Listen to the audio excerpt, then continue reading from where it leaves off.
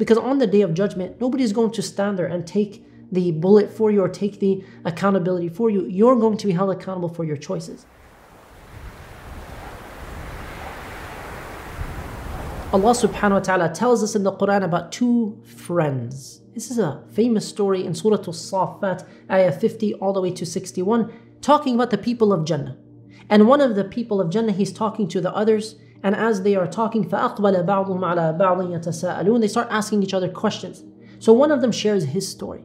قَالَ قَائِلٌ مِّنْهُمْ إِنِّي كَانَ لِي قَرِينٌ. One of them says, I used to have a very close companion, a qareen, very close companion. يَقُولُ أَإِنَّكَ لَمِنَ الْمُصَدِّقِينَ. He used to ask me, are you amongst the believers? أَإِذَا مِتْنَا وَكُنَّا تُرَابًا وَعِظَامًا أَإِنَّا لَمَدِينُونَ. That when we die, become dust and bones, that we're going to be resurrected, that we're going to be brought back. Now, this is not the type of question of a friend who really is sincerely asking to learn. It was the type of question to make him doubt, to make him lose his faith, to shake him in his iman. You really are amongst the believers? It is like somebody asking you with mockery. Do you actually believe that? Do you really believe in life after death, after your body has decomposed? Like really? It's a type of mockery. It's very condescending. It's very arrogant. He wasn't asking to learn. If someone's asking to learn, you respond normally, and there's no problem with that. He was asking to shake his faith, to make him doubt, to make him feel silly, crazy, backwards. You're amongst those backwards people who still believe? You believe in a scripture that was revealed 1400 years ago? That's the question. That's what they're asking. Now, a qareen is a close friend. This person, the believer, had a close friend who was trying to make him doubt. You might have friends of various levels of practice, but you have to choose your friends very carefully.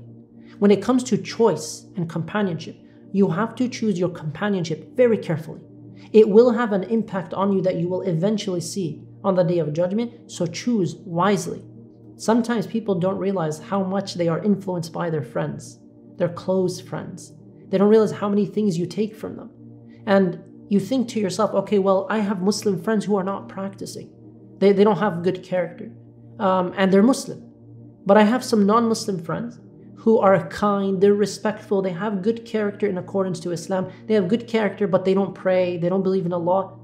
What's riskier? This is a really weird situation to ask about. Why? We're not asking about two bad examples here, where somebody's harming you in terms of not practicing and somebody's harming you in terms of not believing. But ultimately, the most important thing is your aqeedah, your worldview. If the person who has good character might influence you negatively and you'll start to lose your iman, that's very problematic for you. Because on the day of judgment, nobody's going to stand there and take the bullet for you or take the accountability for you. You're going to be held accountable for your choices. So somebody might have better character than a Muslim, and that's sadly the case in many of our experiences and communities. But it doesn't mean that their aqeedah is better. It doesn't mean that this person is a good influence on you. We're not talking about acquaintances, and we're not talking about family members. We're not talking about companionship that you cannot choose. We're talking about the friends that you do choose. Choose very carefully. And when you choose a friend and you choose to be around them, it's not like you're looking down on someone who's not practicing. It's not like you are thinking that you're better than other people. A'udhu billah, may Allah protect us all. No, you are protecting yourself if you feel that you are influenced easily by other people. And you also have good companionship. And you keep the door open for those who are struggling so that you're helping them, you're influencing them positively, inshallah ta'ala, and you're picking them up rather than letting them pull you down. Don't be around people who are trying to make you doubt your religion, because oftentimes the most dangerous kind of friendship or companionship is the kind that takes away your entire akhirah. Be very cautious. The story continues. He's talking in Jannah about this bad friend that he had.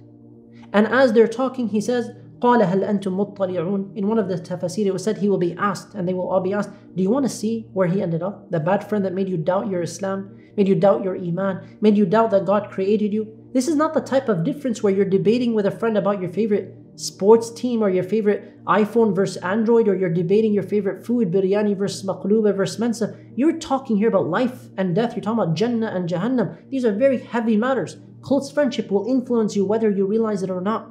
Choose very cautiously, because when they looked, قَالَ هَلْ أَنْتُمْ مُطَّلِعُونَ.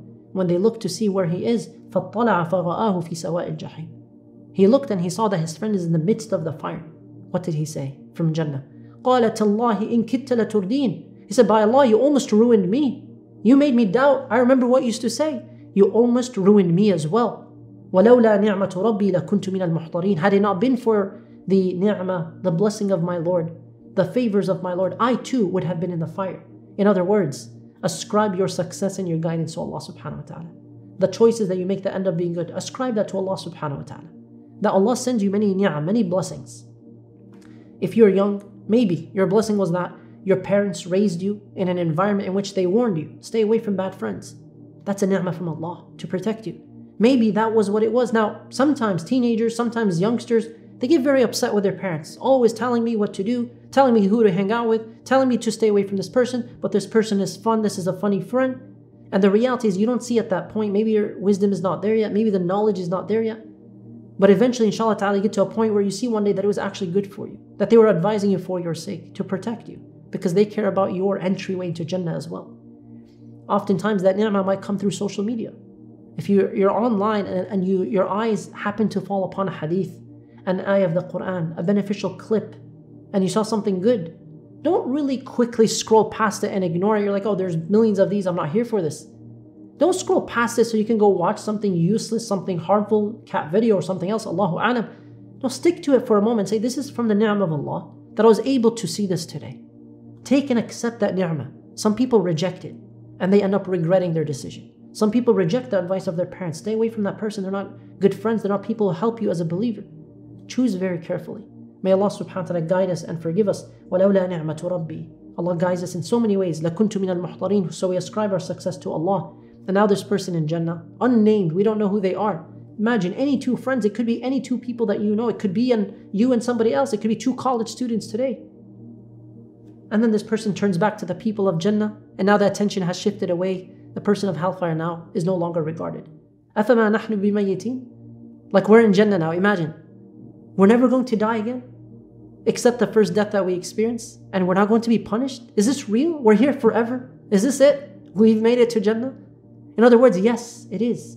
It's a rhetorical question here.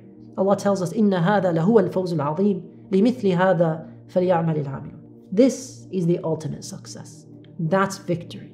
That's what it means to triumph, to win, that you've made it to Jannah and the pleasure of Allah.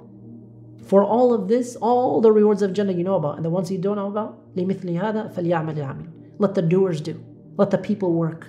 Everyone works for something, but not every result is the same. Some people put in so much effort towards useless things. Some people spend so much time on wasteful hobbies. Some people spend a lot of time on sinfulness as a lifestyle. Use your efforts for a return that is eternally pleasing. Pleasing to Allah subhanahu wa ta'ala, pleasing to you. Jannah is the true success.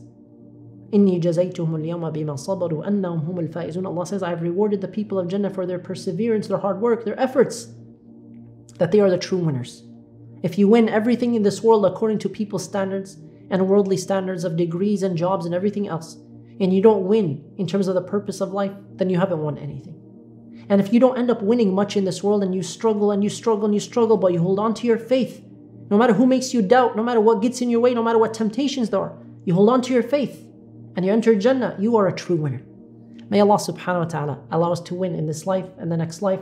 رَبَّنَا آتِنَا فِي الدُّنْيَا حَسَنَةً وَفِي الْآخِرَةِ حَسَنَةً وَقِنَا عَذَابَ النَّارِ. اللهم آمين.